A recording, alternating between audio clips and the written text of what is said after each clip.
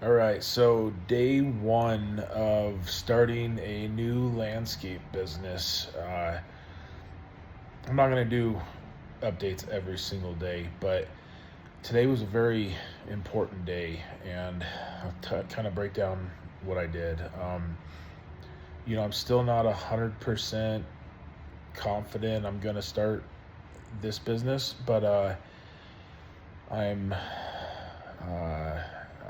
I'm about ready to make that decision. So if you watched the first video I did, I was driving to Idaho Falls and going to do some research and talk to people and kind of get a better feel for things. And today was the first day I was in Idaho Falls, and I'm only here for I think 3, maybe 4 days, and then I'll go back to Arizona for a little bit for a couple weeks and get if I decide to do this, get the business up and running on paper and file all the legal paperwork I need and get all that stuff going and come up with a name and a brand and kind of market position and stuff. But I want to kind of break down what I did today. So woke up this morning and first thing I did was 8 o'clock in the morning, a local haircut place opened up, and I went straight there to get a haircut, and they take walk-ins. It was early enough. I figured I could get in. Well, my thinking with that is that people that cut hair, they see people all day long, every single day, and they're tied into the community. They know businesses, they know people in the community, what's going on. They know who the players are, and I spent, I don't know, a half hour there getting a haircut and talking to her, and kind of filled out, got a feeling for the area in general, and kind of what was going on. After that, I started going to different places. Went to a garden center, and with a garden center, it's kind of interesting because you can get people at a garden center to talk to you, and there's kind of a couple different things that are happening in that conversation. One, you're talking to them as a potential client, so in their mind they're thinking, okay, if this guy comes and starts a business here, there's a good chance he's going to come give us money and buy plants and trees. So I don't want to say they're going to be, I don't want to say they're going to lie, but you definitely got to take what they say with a grain of salt and kind of see through what's going on there, because there is a benefit for them if you come and start a business. But also you can pick their brain about stuff too. One of the questions I asked was, who are the major players in town for the type of work that I want to focus on, which is not the maintenance side. We'll do a little bit of maintenance, but it's going to be more the landscape construction, the full installs, irrigation, the rock walls, pavers, stuff like that. So, I started picking their brain, who the main players are. He kind of told me some different people that he thought were on the upper end of companies in the area. I asked them, questions about, like, do you know, have they been telling you how far they are out on work? And interestingly enough, which I kind of figured, he told me that all the main players that he talks to are booked out for the entire year already and have work into next year. For landscape construction, that is not unheard of. If you think about it, let's just say you have one crew, it's just you and a couple people, and you're out there working. Most of your projects are going to take 2 to 4 weeks. Well, if you only have 6 months a year to work because you have snow the rest of the year, that's 6 to 12 projects is all you need to fill up your schedule. So you really don't need a lot of work to get full for the year. So, in the process of talking to him, I asked him some other questions, like, what are the most common plants and trees in the area? Like, what do people want? That way, when I'm talking to potential clients, I have that knowledge of what the most common plants and trees are. And that's important, because if you're just breaking into a local area, or if you've never done landscaping before, or if you've done landscaping in a different area for as an employee and now you're trying to start your own business, these are things that are going to make you sound more credible and more knowledgeable. Um, so, there were several other things we talked about, like most garden centers, if you're a professional, if you're a contractor, they will offer you um, certain percentages off of plants and trees, and that's typically anywhere from 20% to, it can be upwards of 40%, depending on the volume you're doing in the garden center. And there's some garden centers that don't offer anything, and I would stay away from those. If you follow along with my videos, you'll see as this develops, there's places where you can make money in addition to just charging your hourly wage, or putting an estimate out there of how many hours it's going to take versus your hourly wage. Because if all you're doing is making your $70, $60, $70, $80 an hour, you won't make it.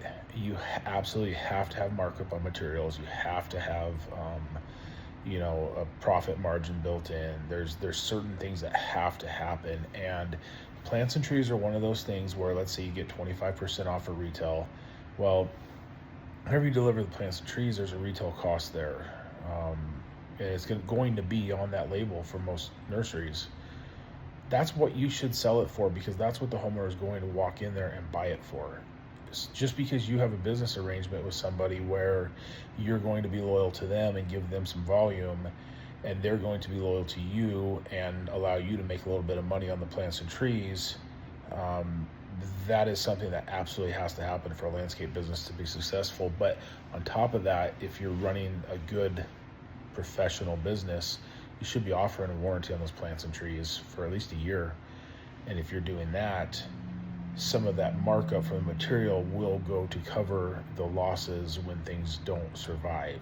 So kind of, multiple reasons on why you need to be dealing with a nursery that offers that to landscapers. I would say, unless you don't have another choice, don't use a nursery that doesn't offer that, to professional contractors. It just doesn't make sense. From there, I went on and I talked to the landscape supply places, I guess you could call them, like the people that sell the irrigation supplies, sell pavers, sell things like that. And I mostly went in there just to kind of get a feel for what was available at which store, which location, and but I also, had some conversations and kind of felt out the market. And again, I kept getting the common theme of all the big players are full for the whole year. I kept hearing that on the lawn maintenance side, the lawn mowers, those businesses, there's a lot of them, and that's kind of standard, I think, in most areas, because you can go down to Home Depot and spend $1,000 and get a walk-behind mower and start mowing smaller yards. It's so easy to get into. There's very little enforcement in anything. You don't typically need many licenses. You don't really have to be a contractor to go mow lawns. You're not doing enough volume at each location to really be concerned about much. So that makes it very easy to break into the lawn care side. So again, like I said, I kept hearing the same theme throughout these irrigation supply houses, that the big players in town are full, and there's a lot of lawn care people, which again, I knew that going in. I had a feeling that was the case going into the area and into these conversations. Next thing I did, I want to know who is getting attention in an area, who has the community's eyes in an industry, and in this case, it just happens to be a landscaping industry. So I went to 2 different vinyl graphics places that do truck decals.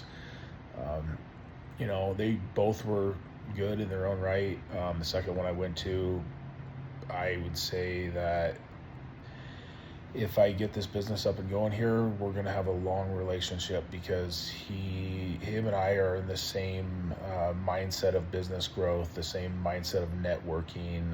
We're really just kind of on the same page with things. And I can tell that from talking to him, it's going to be a business relationship that develops outside of just doing him just doing graphics on my trucks. He's really tied into the community. He knows a lot of businesses, so that's the other side of things too, right? These vinyl graphics places, they do work for a lot of businesses. They know what's going on in the community. They know if their sales are going up, if they're getting more people in there because there's more businesses moving in. They know what landscapers are advertising. They hear all of this stuff. They see it. They do work for them. So that was very eye-opening to learn that there's not very many landscapers that I would say are marketing effectively. They might be throwing some stickers on a truck or something, but they're not really doing things in a way to grow a business. And that's fine. A lot of landscapers don't want to grow a business. They just want to, have one crew and just go do their thing, and that's cool. That's fine. That's not me. That's not my plan. That's not my intention. That's not what I'm going into this doing. I plan on growing this business fast and hard and making it successful. And so, that was eye-opening talking to those two different vinyl companies. My next stop was equipment rentals, because if you don't own the equipment, you have to rent it, which is fine. There's nothing wrong with renting equipment. Just charge your customer for it. I mean, the equipment's needed to do the work, so the customer needs to be paying for it. It's a pretty simple idea. You shouldn't own equipment and run that equipment for free for the benefit of the customer. It doesn't make sense at all. So I went to Bobcat, which is a company that I have had great success with in the past. I've owned several pieces of equipment from them. Bobcat is independently owned. They're dealers, think like Dodge, Ford, Chevy, stuff like that. They're a dealer that's owned by a corporation or a private person. And they're selling Bobcat equipment, they're renting Bobcat equipment, they're servicing it. And, I went in and had some good conversations with the guys there. Same thing I kept hearing is the big players are busy, they have too much work. So, when you start hearing the same thing from multiple places, that's reassuring that you're making a good decision. If you keep hearing that there's too many people and not enough work, then that's a problem. Might want to really rethink what you're doing. So, interesting thing about the Bobcat here is I was talking to a regional, I think he was a regional,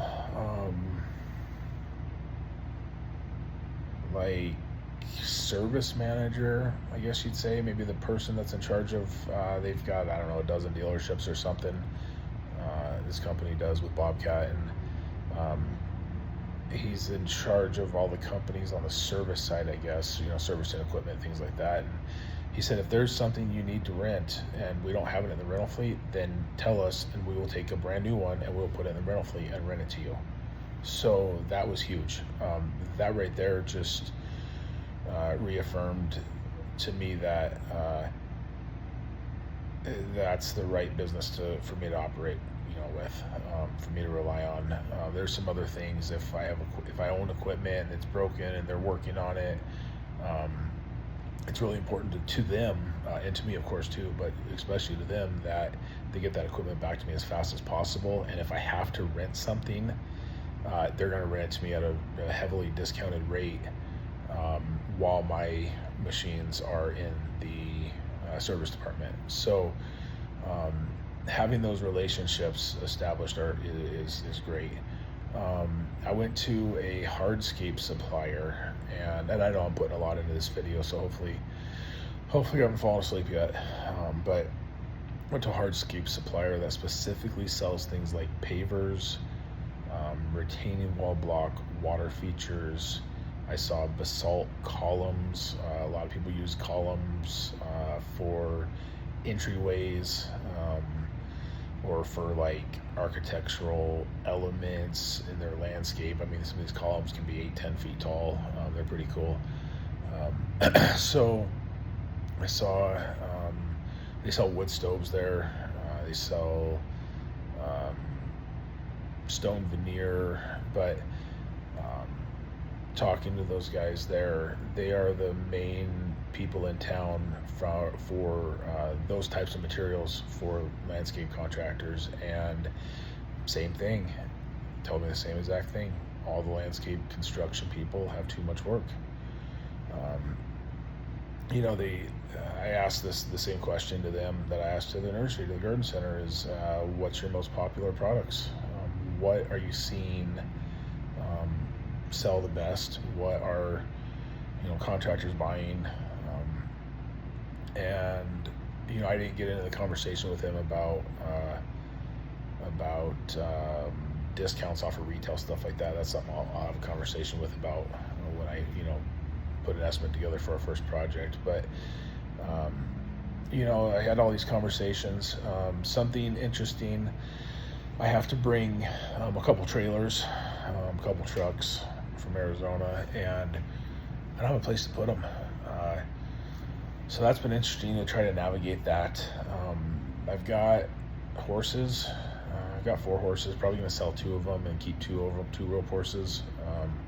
So I talked to a lady that boards horses and also has some team roping at her place, and she said that if I board horses there, that she would let me park my trucks and trailers there. I don't really want to kind of mingle business and personal, so I'm looking for other options. So at a lot of these places I went to, I asked them about if they have any ideas of where I could store equipment, and a couple places had some ideas, so reaching out to them. And then also I have to find a place to live, and if you know anything about the rental market, it's kind of tough to find a place to live when you have dogs. We've got a couple dogs that'll be coming with. We've got trailers, which if I can't find another place to put them, I got to put them in our house, so that makes it more difficult to find a house. There's just some complexities that I got to get worked out.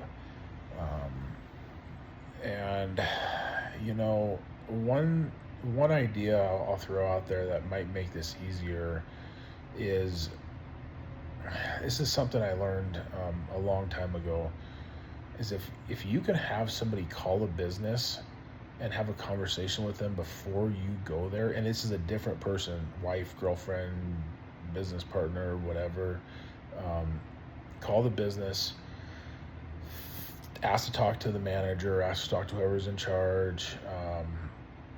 A lot of times you can tell when they answer the phone by the way that their demeanor is on the phone, that they're a key person there. Just ask them a couple questions, just simple things, tell them what you're trying to do. Try not to take a whole lot of their time on the phone, but get their name.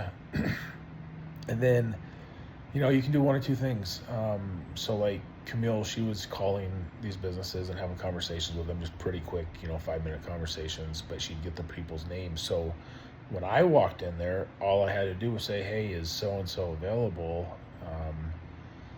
I had, this person from my company talked to them yesterday, and I wanted to just follow up real quick and pick their brain about some stuff. And then that was the icebreaker to get to that person. A lot of times you can get the main person on the phone, but in person, it's a lot harder sometimes to actually talk to them because they think you're in sales. They think, your motive's not really clear. So you got to kind of keep those things in mind. And also having those multiple touch points where one person is called and now you're in there having a conversation with them, it looks more professional. Now they're thinking about you and they're thinking about the conversation. And that's all going to tie back into when you get the business up and running. Now I want you to go back to all these places that you've had good conversations with and let them know, hey, my business is up and running. Here is my information. Here's my cards. Here's my website. Here's all of this stuff. Can you help me? Can you, refer a couple clients to me and help me get on my feet?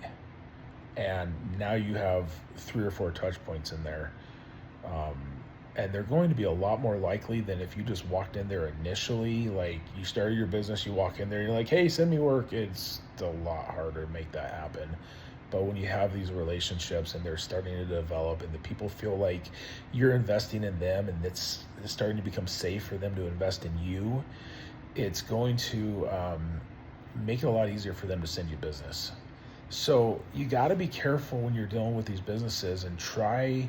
You can't really do it with places that sell irrigation supplies. You can't really do it with places like that. But like vinyl graphics, find a company that maybe has no other landscapers, or maybe one landscape company they do something occasionally with. Because then if you're giving them money, if someone's talking to them about things, which, remember, they're talking to the community all day long, they're going to start telling people about you when conversation comes up. If it's a company that deals with 50 landscapers, you're not going to get work from them. You might, but it's going to be tough. Once you become a big deal, they'll want to send stuff to you, but at the beginning they won't. But these smaller companies, smaller nurseries, like a lot of nurseries, don't actually cater to landscapers. They might offer discounts to landscapers, but for whatever reason, the landscapers have chosen to use other places. That's not good or bad, it's just a thing. And if you are loyal to them, they're going to start sending you work, because they don't have anyone else to send work to. And a lot of people come in there and they want to buy plants and trees, or they'll go in there and they'll start asking, hey, you got a landscaper that'll plant all this stuff for me? Well, guess what? I do. This guy was in here a couple times. I talked to his wife. I like him. They followed up. They've dropped off gift baskets. They've done whatever. They brought us pizza one day. They're nice to my employees. They're good people. Why don't you call them? That's going to develop into something. Also, going back to the landscapers have too much work, just because landscapers are in there buying stuff, these people know that, okay, these landscapers are buying stuff, but they're also at the same time saying we're full for the year. They're not going to send anybody to them. They're going to send customers to the people that have availability. And if you're constantly touching base with all these companies, and letting them know that you have work, they're going to send you work. You got to kind of be strategic about the businesses that you partner with. Some other ideas would be things like small engine repair. Unless you're doing all your own work, get a good small engine repair company that you can partner with. Same thing with a mechanic for your truck or your trucks, whatever. You got to keep that stuff on the road. So find somebody that you like, that you trust, that's not doing a ton of work for other landscape companies, and that will have the potential to send you work. Another thing, another way to go about it, go out, if you're not working, go out in the morning to a coffee shop that has maybe a little bit higher,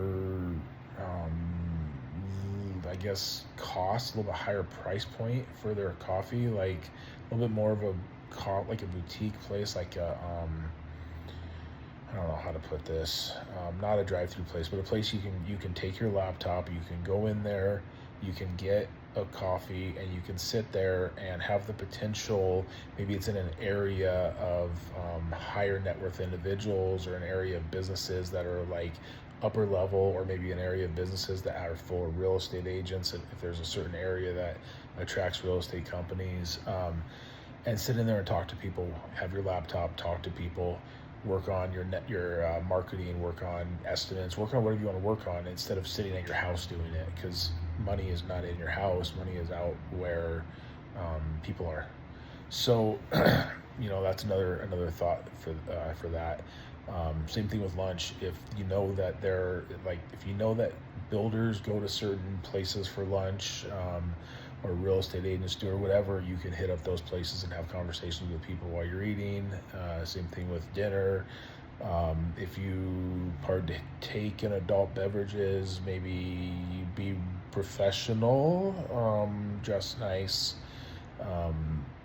go somewhere that is known as a maybe like a networking type atmosphere, where like maybe a wine bar or a place where people go to relax at the end of the day, and go to places like that and have those conversations. It's just a great way to get kind of tied into the community. Farmers markets is another good place. So just a lot of ideas there, and I know I threw a lot out there, and you're probably sound asleep now. Sorry that these videos aren't more entertaining. I promise, as once I get into doing work and everything on projects, they'll get more entertaining.